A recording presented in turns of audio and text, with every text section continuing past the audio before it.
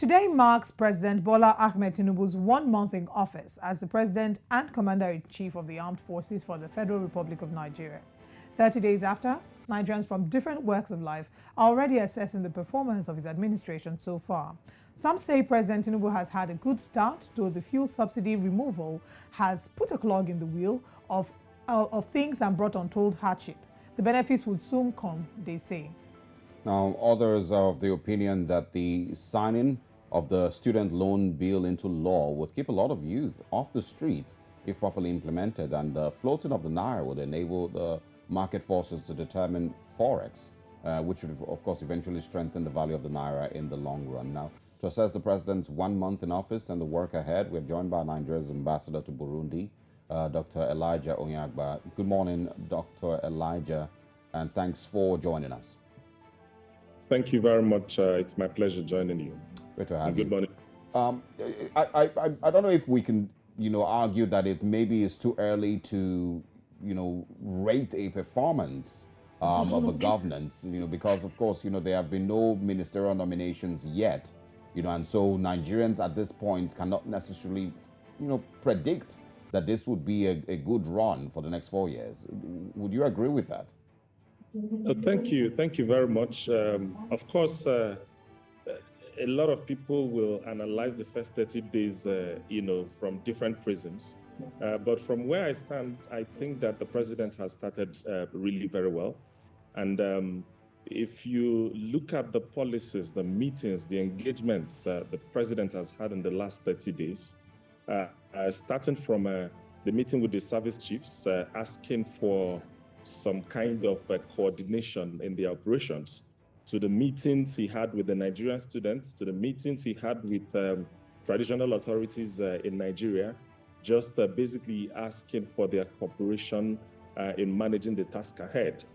To the policies he has actually brought to bear, whether it's that of subsidy removal, that of students' loan, the signing of the electricity bill into law that allows for states and other agencies to now begin to come together to establish distribution companies and so on and so forth. So I think that the president, his first 30 days in office has been very eventful and impactful. Yes, I heard you talk about the issues with subsidy removal, as well as the issues with the exchange rate flotation, just allowing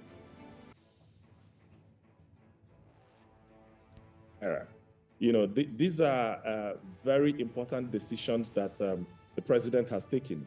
That of the subsidy is always something that, we knew it was going to happen. It was a matter of when, not if, because from all indications, it was very clear to Nigerians and, the world everywhere that, subsidy is no longer sustainable for the Nigerian economy.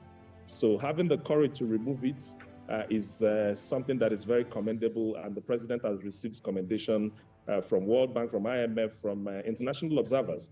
But again, if you also look at the president's engagement with labor, it also shows that the president is not just, about, doing the right thing. It's always important to also do the right thing in addition to carrying the people along. And that's the reason why we saw that labor engaged with government. And at this point in time, series of meetings have gone on.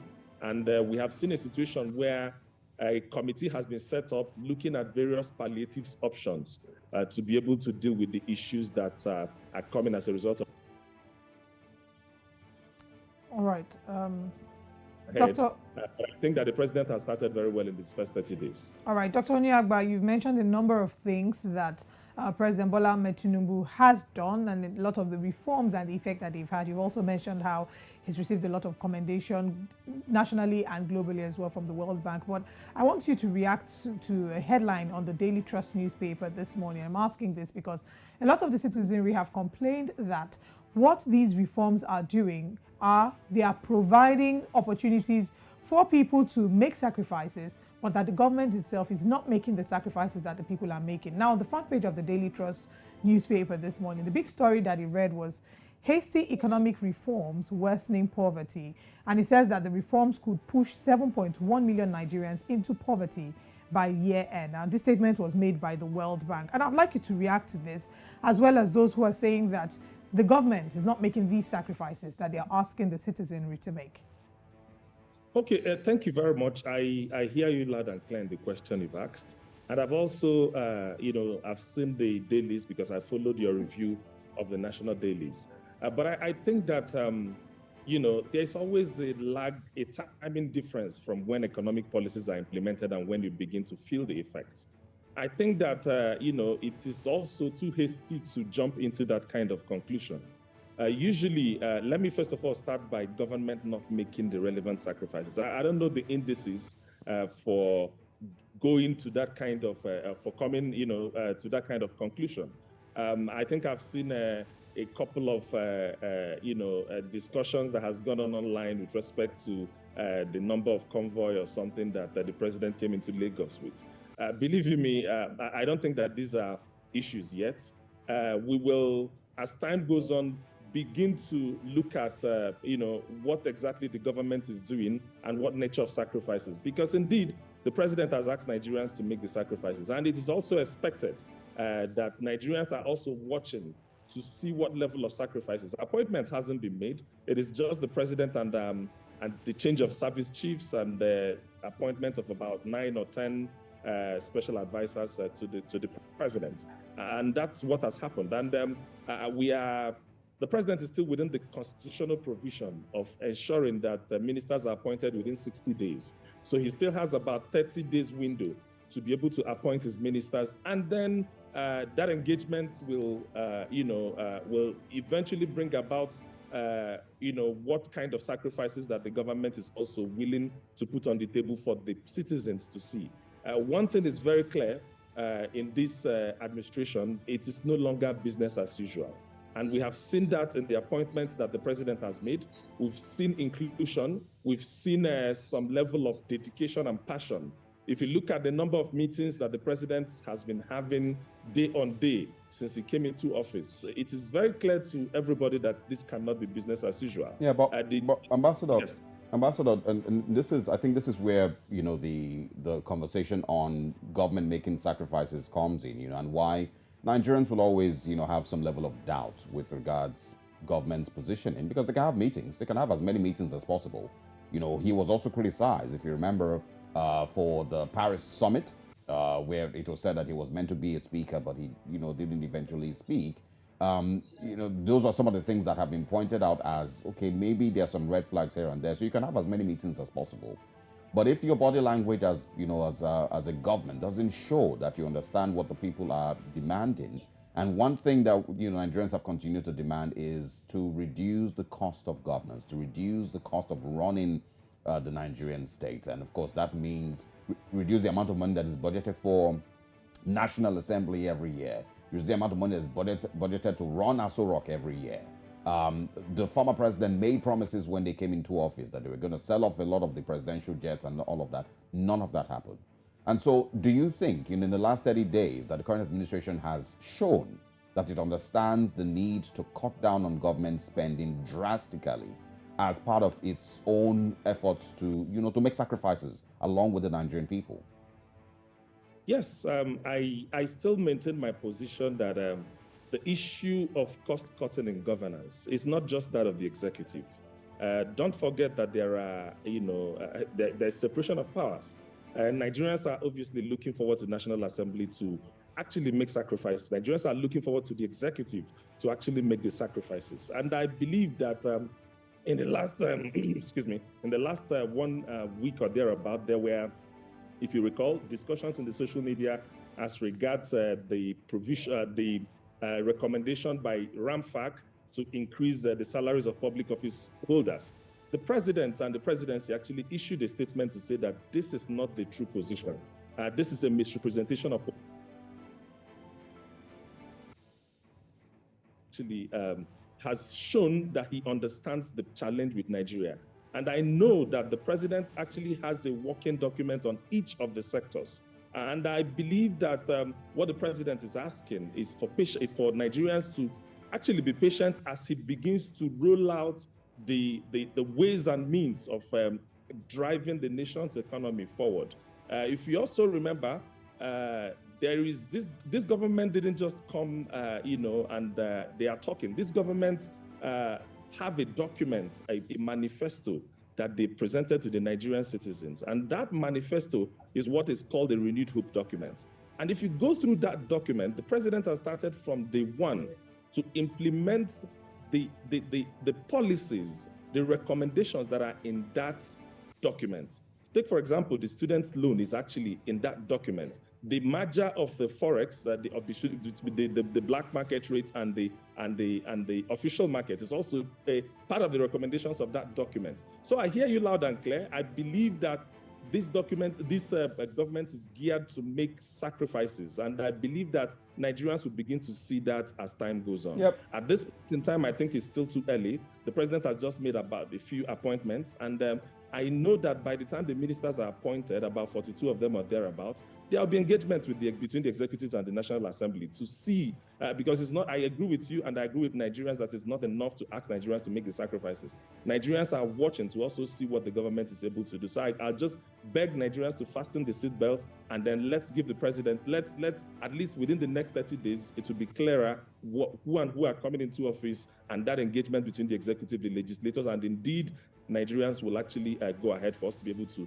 see. It might also be too early. It might also be too early to, assess the quality. Of course, we can maybe talk about what you expect, with regards to ministerial appointments. It might be too early to assess, whether these persons will be appointed based on their qualifications or based on political settlements. That, of course, always happen. But I want to ask you. You've been the ambassador to Burundi, I think, in 2018 or 2019. What would you say are your parameters for rating the performance of a government in office? What are some of the things that you would say that they are? Okay, I've been in Burundi for an upward of 2 years now. I came into Burundi 2021. And my apologies. That's fine. But it's very clear. The essence of government is to actually make the lives of its citizens better. It's actually to provide employment. It's actually to provide securities of lives and properties. It's actually a provision of basic infrastructure, looking at power, looking at roads, and all kinds of infrastructure that is required to be able to power the economy. Nigerian government is a very interesting one, given the fact that we also have huge population and the role we play within the continent and at international stage. So I actually believe that the government of Asiwaju Bola Ahmed Tinubu is poised. I believe that every action it has taken from day one. If you look at what has happened in the last 2, 3, 4, 5, even in the last administration, yes, there were failures that were gaping with respect to security and other, and it's not something we need to paper through the cracks. But as far as this new government is concerned, would you say that the previous administration did well enough? Sorry, say that again. Would you say that the previous administration did well enough? Would you give them a pass mark? The previous administration? Yes. There were successes, and there are, government never exists to solve all the problems. If you ask me, there are challenges with security from where the government started and where it ended. Obviously, it started very well by trying to ensure that the Boko Haram issue is addressed. But of course, this security issue metamorphosed itself from taking territories. But aside, Ambassador, and I'm sorry that I keep jumping in, but there's a point that I'm trying to get. And that's why initially I asked you, what do you think are the parameters with which you would rate the performance of a government? Security, Human Development Index, investment in education, investment in healthcare. There's many of them. So that's why I'm asking, do you think that the previous administration, aside, even if it sounds terrible to say aside security challenges, but do you think that the previous administration did well enough, the APC government of Muhammadu Buhari? Okay, first of all, remember what I told you. There are areas that the government didn't do very well that clearly Nigerians, I started by analyzing the issue of security and was saying that a lot still needs to be done with respect to security because I think that there are clearly security challenges around the length and breadth of the Federal Republic of Nigeria. But I can also tell you that there are also areas that the government also did very well. Take, for example, the areas of the provision of infrastructure. So clearly, the previous government had its shortcomings. Remember, I'm also a member of the All Progressives Congress. I can also tell you that there were issues relating to inclusion, issues relating to all forms of agitation. Yes, there are also challenges relating to employment. In fact, you talked about the Human Development Index, and I believe that the previous administration tried its best, but didn't actually deliver as much as the Nigerian people expected. Let's also not forget that Nigeria does not exist in just all by itself. We are also operating in an economy where we are connected with what is going on with the rest of the world. So as much as we will also like to move at a certain pace, there are obvious challenges. Take, for example, the challenge of COVID when it came and, the impact it had on the growth of economies, around the world. So clearly, I hear you loud and clear, and I know that in our clear assessment, we know that a lot of promises were made by the previous administration. Some were achieved, and quite a lot were not achieved. So I believe that they perform poorly.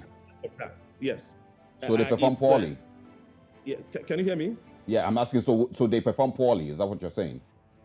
No, what I'm saying is that while I admit, because it's important for me to be able to say that because Nigerians are listening, I admit that there are obvious shortcomings, and I already talked about it in the form of security challenges. I already talked about it in form of the economy and so on and so forth. I also will not, try to talk about, I will not dwell so much on that because there are also gains that the government also had. And I talked about the provision of infrastructure. Quite a lot of roads, the rails, and if you look at some of the airports, that a lot of work has been done. Yeah, there are, areas of improvement, and there are also areas that the government also did very well. All right. But in all of this, what is important at this point in time is not so much of even historical perspective. It's a lot about what the government of the day plans to do, because it's important that we create jobs for our young people. It's important that we have power that can power our economy, that can allow the factories and industries to be able to function. It's important that we look at our education system and see how we can improve them. It's important that we look at our foreign policies and see what is it that we can do at the international stage to be able to drive our domestic. Whilst I agree with you, Dr. Onyagba, so a number of things that you've mentioned that are important, I would disagree with you at one point, which is how it's maybe not too important for us to focus on the historical perspective, because I would think that a nation that is looking to go forward must look back at where it's coming from. And I want us again, you've highlighted the gains and the challenges of the media point of view should be what we need to do to be able to move the country forward. Okay, so now my question is, the Tinubu-led administration, of course, is flowing right from the Buhari-led administration. You've highlighted some of the challenges that the past administration has faced, and Nigerians, of course, had to bear the brunt of a number of these challenges. How different would you say the current administration is? Or is it just one administration naturally flowing into another? Because there have been many Nigerians who have said that this just might be another copy and paste Buhari continuation. So how would you say that this administration differs from the previous administration, or is it just the same thing we're expected to see for the next 4 years? Okay, no, I don't think so. What has happened in the first 30 days in office, you can compare and contrast and see the difference. In the first, I think the first tenure of President Muhammadu Buhari, we had about about 6 months before ministers were appointed.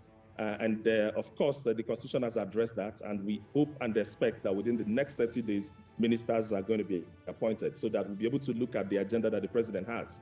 Secondly, I think that the president has been very proactive and has demonstrated courage at taking very difficult but necessary decisions for the economy. Standing up and announcing, even without preparation, that subsidy is gone, it's a lot of courage, and you cannot. But that wasn't really his prerogative, right? We already knew from the Buhari administration that they were not going to renew. There wasn't a budget that was provided for subsidy to be renewed. So It was just, I think it was stating the obvious, you would say, but maybe stating it before time. Don't you agree? No, it's important to do. You see, what the issue with subsidy, every Nigerian know knows that this issue has always been there. The previous administration did not plan to pay subsidy after June this year. But the president actually announced even before the end of that to say that subsidy is gone. I think this is a demonstration of a lot of courage on the part of the presidency. And not just that, look at what has happened. Even some of the bills that he has signed into law also started from the other administration. So there are clearly the issue of the student loan. It's a bill that was sponsored by the now Chief of Staff and the former Speaker of the House of Representatives. The issue of the electricity also is flowing from the last administration. So there are clear strategies and there are clear things, objectives that and policies that have come in from the last administration into this one. But it is very clear to Nigerians, it is very clear to a lot of people around the world that is watching, that the present government is actually determined to make changes. It's actually determined to drive Nigeria from where it used to be. Clearly, you will not, look at the issues of Forex, for example. While we are very clear that this is what needs to happen, some other person may have dilly-dallied, and the problem with governance and government is that if you take time to take decisions, you might be cornered somewhere around, and then obviously you begin to see reasons why you should or you should not do certain things. The appointments the president has also made thus far has also demonstrated inclusion, which is one of the issues that a lot of Nigerians had with the previous government. Look at the appointment of service chiefs, where they come from, and the things that has happened from that time till now. Look at the appointment of the special advisors. You can not argue that the president is determined to have round pegs in the round hole. And I believe that every sector of the economy, the presidency has had this policy recommendation for each of the sectors. You might have seen some, I have basically, scanned through quite a couple, and we are hoping that the moment the right people are gotten to be able to man those positions, we hope and expect that they will start running with the vision of this government. Like I said, the Renewed Hope document is a document people that Nigerians are expected to make reference to, because everything that the government is rolling out is coming from that document. So I believe that that document is accessible for everybody to look at, and you can actually, criticize or analyze what has happened so far in reference or, using that document as a reference point. So I believe that time will tell. And I believe that Nigerians should be hopeful, because it cannot be business as usual. The president is determined to make changes. Yeah, time will tell, and I've had similar conversations, like this, even with the previous administration.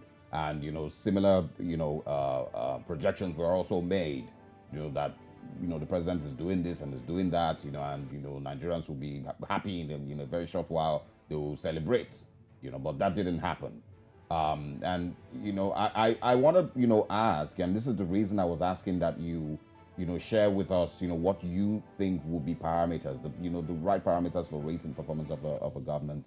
If Nigerians can say, okay, they are happier, in another year, in another 2 years, another 3 years, post, the inauguration of the current administration.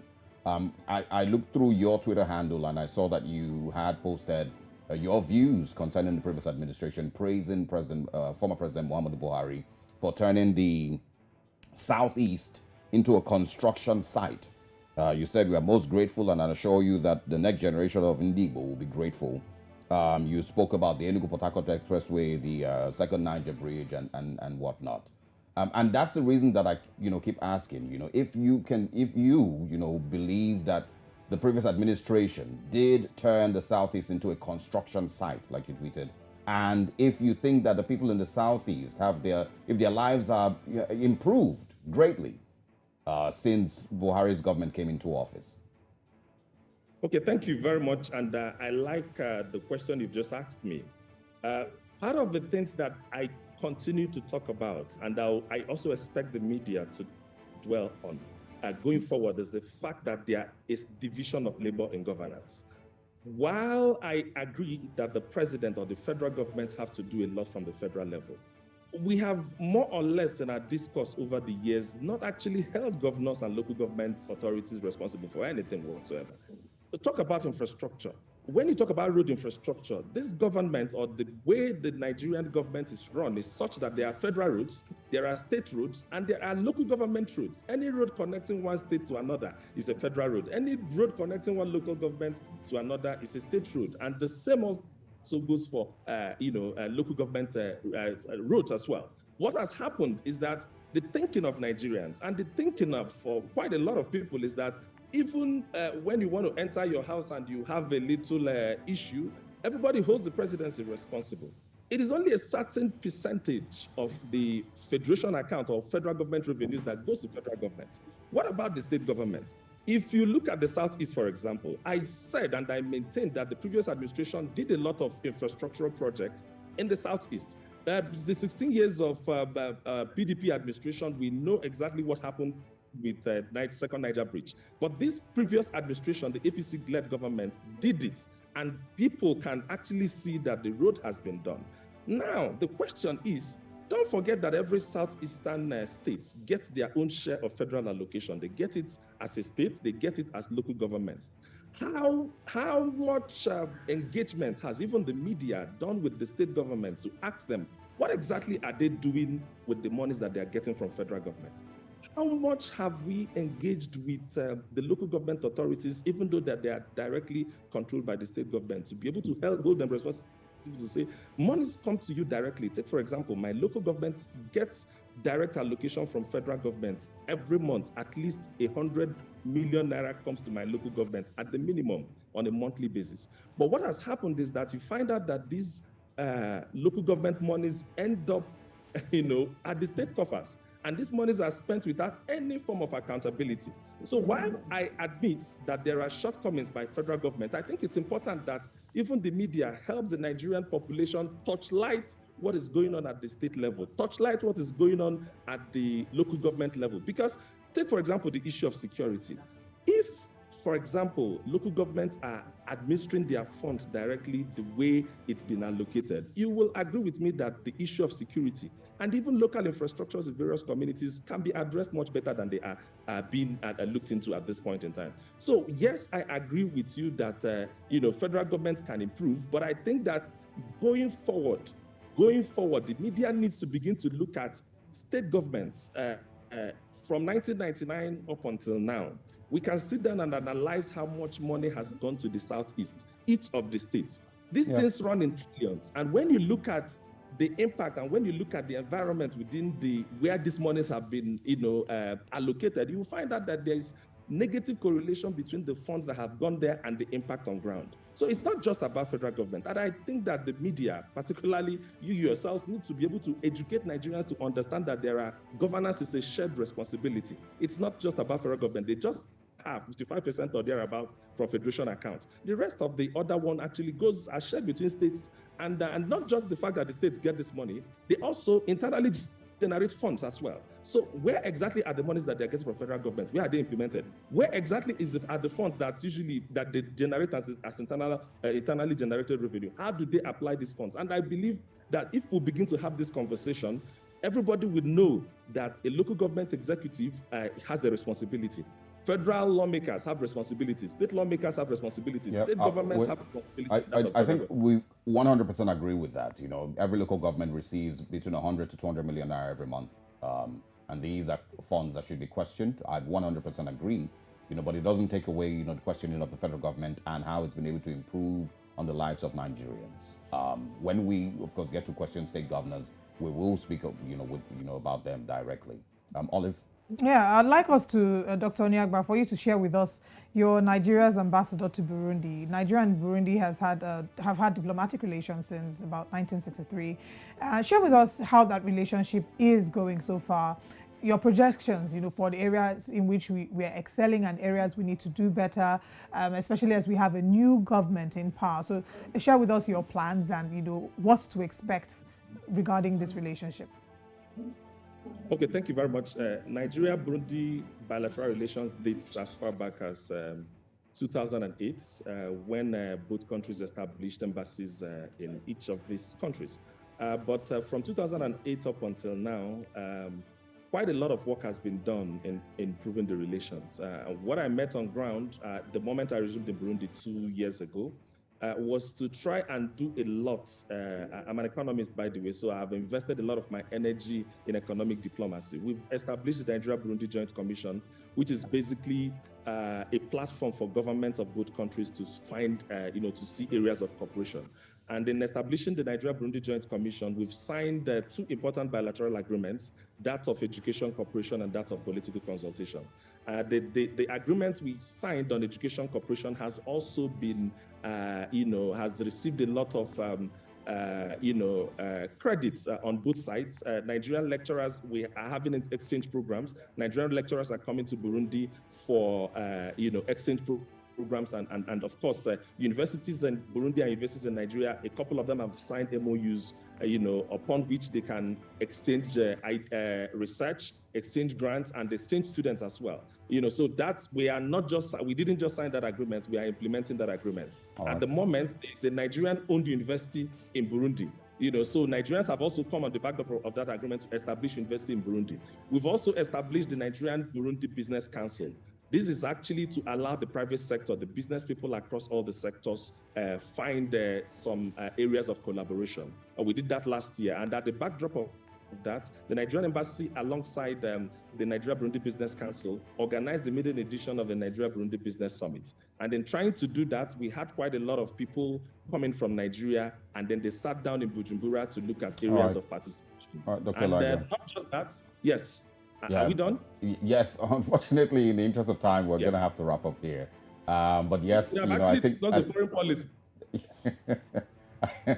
I think for everyone who looks through your social media account, you do well enough to detail some of the things that you're doing as Nigeria's ambassador to Burundi. We'd like to speak with you again when the appointments have been made. We'd like to get your views on the appointments of the current administration and continue to checkmate, to at least x-ray the moves by the administration to hope that Nigeria is on the right path. Thank you very much for joining us this morning and for your time. Thank you so very much. It's my pleasure.